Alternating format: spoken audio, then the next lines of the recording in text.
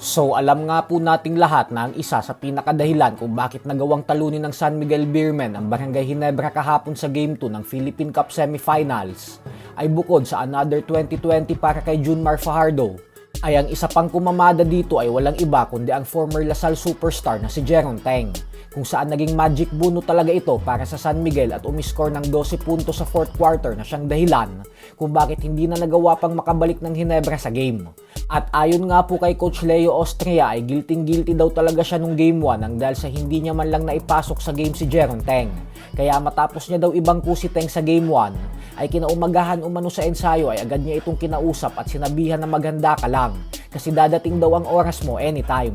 At nangyari nga daw yon sa final quarter ng game 2. Kaya binabati niya daw ito sa napakagandang performance na ipinakita nito. Bukod dyan ay hangang-hanga umano siya kay Teng dahil napaka-professional umano nito at marunong makinig. Hindi nagrereklamo kahit minsan ay hindi ito nagagamit at nabibigyan ng playing time.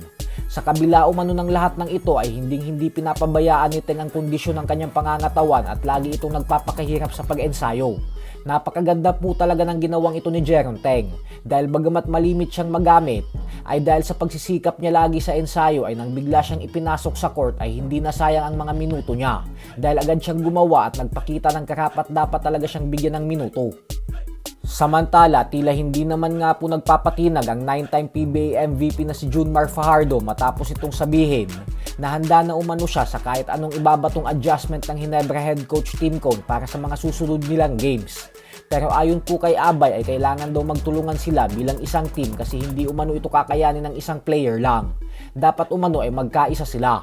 Bukod dyan ay bagamat nakuha nila ang tagumpay sa Game 2, ay aminado pa din si Abay na napakadami din daw nilang pagkakamali sa depensa at turnovers. Yan umano ang kailangan nilang ayusin. Buti na lang daw ay naitawid pa din nila ang panalo. Pasalamat umano siya kay Jeron Teng kasi ito daw talaga yung dahilan kung bakit nanalo sila. Magaling na player daw talaga si Teng at isa sa pinakamasipag sa ensayo. At kitang-kita naman umano yung resulta nito nang bigla itong hugutin ni Coach Leo sa bench. Habang si Tim Cone naman ay aminadong dismayado siya sa nilaro nila dahil hindi daw ito yung pangkaraniwang laro ng kanilang kupunan. Pero ganun pa man ay susubukan umano nila na gawin ang lahat upang makapag-adjust ng mabilisan para makuha ang panalo sa Game 3. So hanggang dito na lang po muna tayo mga idol.